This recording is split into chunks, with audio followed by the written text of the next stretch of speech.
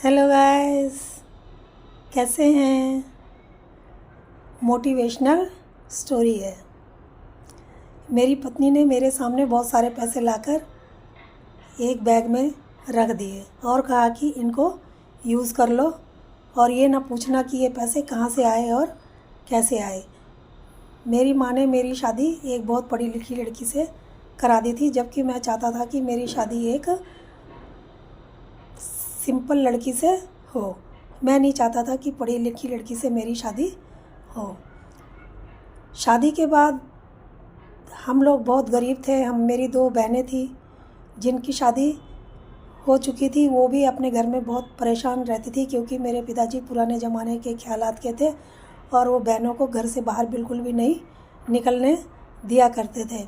तो वो भी घर ही घर के अंदर ही परेशान और बोर हो चुकी थी, जिससे वो बहुत दुखी रहती थी। जब उनकी शादी हुई तो वो लौटकर वापस कभी भी मिलने नहीं आई। तो इसीलिए माँ मेरी शादी जल्दी करा देना चाहती थी ताकि घर में एक बहू आ जाए और कामकाज में माँ का हाथ बटाए। तो माँ की सहेली की एक लड़की थी जिसे देखकर माँ ने शादी के लिए हाँ कर दी थी। और क्योंकि वो लड़की बहुत अच्छी थी, पढ़ी लिखी थी और घर में ट्यूशन पढ़ाती थी बच्चों को, और जो वो पढ़ाती थी उन किसी से पैसे नहीं लिया करती थी, सबको ऐसे ही फ्री में पढ़ाया करती थी। तो एक जो सेठ जी होते हैं, कोई उनका एक बेटा होता है, वो भी मेरी पत्नी के पास पढ़ने आया करता था, लेकिन वो उससे भी पैसे नहीं लिया करती थी। तो सेठ के एक लड़की थी जो किसी बीमारी की वजह से मर गई थी, उसकी मृत्यु हो गई थी। तो अब सेठ मेरी बीवी को ही अपनी लड़की मानता था और बोलते था कि अगर कभी भी तुम्हें पैसों की ज़रूरत हो तो बेहिचक मांग लेना। लेकिन मेरी बीवी ने शादी के टाइम भी नहीं मांगे और अभी तक उनसे कोई मदद नहीं मांगी थी। तो अब जब हमारी शादी होती है तो मेरे पास कोई कामकाज नहीं होता, बहुत परेशान रहता हूँ। मेरी माँ ने मेरी शादी बहुत धूमधाम से करा दी, खूब सारा कर्जा उधार लेके लोगों से। मेरी माँ की ख्वाहिश थी कि वो मेरी शादी बहुत अच्छे धूमधाम से करे, तो उन्होंने उसी तरीके से मेरी शादी कर्जा लेकर के बहुत धूमधाम से करवा दी।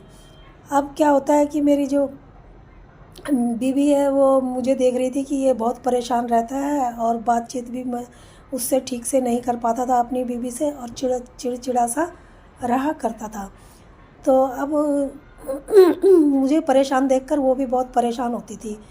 एक दिन उसको पता चलता है कि मैं क्यों परेशान रहता हूँ, तो वो सेठ जी से फ़ोन पे बात करती है और सेठ से पैसे मंगवा लेती है। अब सेठ जी अपने नौकर के हाथ में 10 लाख एक टैची में डाल के भिजवा देते हैं। वो उसमें एक जो मेरी पत्नी होती है वो मुझे वो पैसे ला के देती है और कहती है इन पैसों से अपना खर्चा चलाओ, इससे अपना कर्जा उतारो और ये मत पूछना कि ये पैसे कहाँ से आए और कैसे आए। लेकिन मेरा दिमाग चलने लगता है। मैं सोचता हूँ ये पैसे इसके पास इतने सारे आए तो आए कहाँ से, क्योंकि ये मायके से भी इतनी अमीर नहीं थी और ट्यूशन करके भी बच्चों से कुछ पैसे लेती नहीं थी, तो इसके पास ये पैसे कहाँ से आए। तो मैं यही सोच रहा था। तो मैंने जो है उसको अपनी पत्नी को भला बुरा कहने लग गया, और तब मेरी पत्नी ने मुझे उन पैसों के बारे में बताया कि इस तरीके से वो फलाने सेठ जी हैं, उनसे मैंने बात करी है तो उन्होंने मुझे ये पैसे ला के दिए हैं, क्योंकि वो मुझे अपनी बेटी मानते हैं और भी ज़रूरत होगी तो वो मुझे देंगे।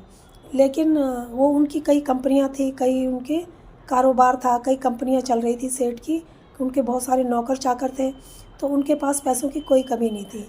उनके एक ही बेटा था जिसको मेरी पत्नी फ्री में भी पढ़ाया करती थी। तो सेठ जी ने जब वो पैसे दिए तो जब मुझे सारी बात पता चली तो मैंने वो सेठ अपना सारा कर्जा उन पैसों से अदा किया, और जिसमें से मेरे पास काफ़ी पैसे बच भी गए। अब मेरी ज़िंदगी बहुत अच्छे से चल रही थी। तो जहाँ मैं नौकरी कर रहा था वो मुझे बहुत परेशान कर रहा था मालिक, जिससे मैंने वो नौकरी भी छोड़ दी। जब मैंने वो नौकरी छोड़ दी तो जो सेठ जी ने पैसे दिए थे उसी सेठ जी ने मुझे अपनी एक कंपनी में नौकरी दे दी और मुझे 1 लाख तनख्वाह भी देने लग गए, जिससे मेरा गुजारा बहुत अच्छे से चल रहा था। मेरा घर गृहस्थी बहुत अच्छे से चलने लग गई थी।